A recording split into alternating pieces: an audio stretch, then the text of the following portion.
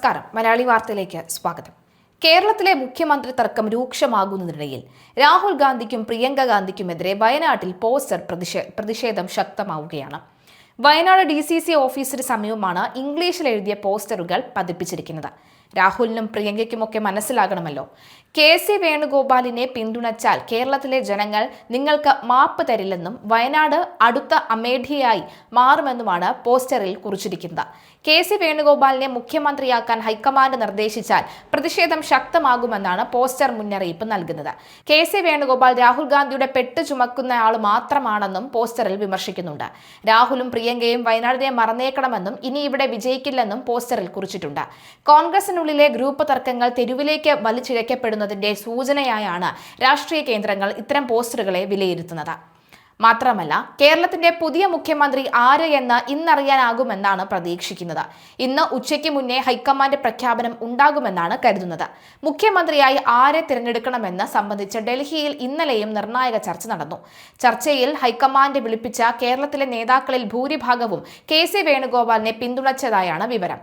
KCയെ തന്നെയാകും ഹൈക്കമാൻഡ് നിർദ്ദേശിക്കുന്നത് എന്ന് KCയെ പിന്തുണയ്ക്കുന്നവർ വിലയിരുത്തുമ്പോൾ ഏകപക്ഷീയമായ തീരുമാനം ഉണ്ടാകില്ലെന്ന പ്രതീക്ഷയാണ് VDRC പക്ഷങ്ങൾക്കുള്ളത്. അതേസമയം കേരളത്തിലെ മുഖ്യമന്ത്രി ചർച്ചയിൽ തനിക്ക് മുൻവിധിയില്ല എന്ന് രാഹുൽ ഗാന്ധി നേരത്തെ തന്നെ വ്യക്തമാക്കിയിരുന്നു. KC വേണുഗോപാലിന്റെ അതിശക്തമായ ഇടപെടലുകൾ കേരളത്തിലെ പുനഃസംഘടനയിൽ പ്രതിഫലിക്കുമെന്ന് ഉറപ്പാണ്. തന്റെ വിശ്വസ്തരെ സുപ്രധാന സ്ഥലങ്ങളിൽ പ്രതിഷ്ഠിക്കാൻ അദ്ദേഹം നടത്തുന്ന നീക്കങ്ങൾക്കെതിരെ ഹൈക്കമാൻഡിൽ പരാതികൾ പ്രവഹിക്കുന്നുണ്ട്. AI ഗ്രൂപ്പുകൾ സംയുക്തമായി KC പക്ഷത്തിനെതിരെ നീക്കം നടത്തുന്നത് പാർട്ടിയിലെ ഐക്യത്തിന് പോറലേൽപ്പിക്കുന്നുണ്ട്. ഈ പശ്ചാത്തലത്തിൽ ഒരു സമവായ അധ്യക്ഷനെ കണ്ടെത്തുക എന്നത് ഹൈക്കമാൻഡിന് തലവേദനയായേക്കും. അപ്പോഴും KCയുടെ പിന്തുണയിൽ ഷാഫി എത്താനാണ് സാധ്യത.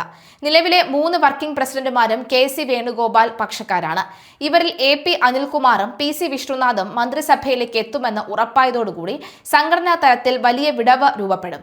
ഒരേ സമയം ഭരണത്തിലും സംഘടനയിലും കരുത്തുറ്റ നേതാക്കളെ കണ്ടെത്തുക എന്നത് ഗ്രൂപ്പ് വൈരങ്ങൾ നിലനിൽക്കുന്ന കേരളത്തിലെ കോൺഗ്രസിൽ അത്ര എളുപ്പവുമല്ല. KC വേണുഗോപാൽ പക്ഷത്തിന് പാർട്ടിയിൽ കൂടുതൽ നിയന്ത്രണമുള്ളത് AI ഗ്രൂപ്പുകളെ കൂടുതൽ പ്രതിരോധത്തിലാക്കിയിട്ടുണ്ട്.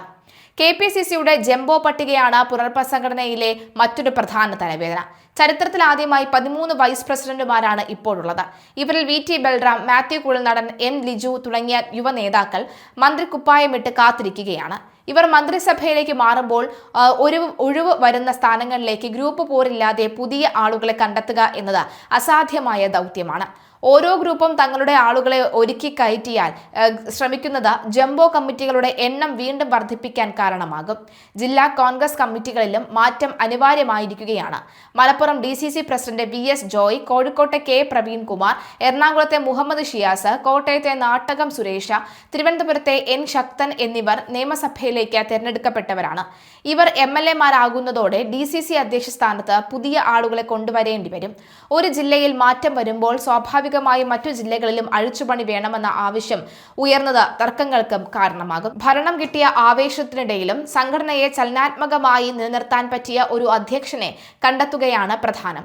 സണ്ണി ജോസഫിന്റെ പ്രവർത്തന ശൈലിയിൽ ഒരു വിഭാഗത്തിന് അതൃപ്തിയുണ്ട്. പുതിയ കാലത്തിനനുസരിച്ച് പാർട്ടിയെ നവീകരിക്കാൻ ശേഷിയുള്ള നേതാവ് വേണമെന്നാണ് രാഹുൽ ഗാന്ധിയുടെ പ്രിയങ്കയുടെയും നിലപാട്. എന്നാൽ മുതിർന്ന നേതാക്കളെ പിണക്കാതെ ഈ മാറ്റം എങ്ങനെ കൊണ്ടുവരും എന്നാണ് ചോദ്യം. മുസ്ലിം ലീഗ് അതുപോലെ തന്നെ ഉൾപ്പെടെയുള്ള ഘടകകക്ഷികളും കോൺഗ്രസിലെ ഈ സംഘടനാ മാറ്റങ്ങളെ സൂക്ഷ്മമായാണ് നിരീക്ഷിക്കുന്നത്. മുന്നണിയുടെ കെട്ടുറപ്പിനെ ബാധിക്കുന്ന തരത്തിലുള്ള പരസ്യമായ ഗ്രൂപ്പ് പോര് അനുവദിക്കില്ലെന്ന് ലീഗ് നേതൃത്വം നേരത്തെ തന്നെ വ്യക്തമാക്കിയിട്ടുണ്ട്. മന്ത്രിസഭ ബർത്തിന് വേണ്ടി നേതാക്കൾ പിടിവൽ കൂടുമ്പോൾ സംഘടനാ ചുമതല ഏറ്റെടുക്കാൻ പലരും മടിക്കുന്നത് പാർട്ടിയുടെ അടിത്തറയെ ബാധിക്കുമോ എന്ന ആശങ്കയും ശക്തമാണ്.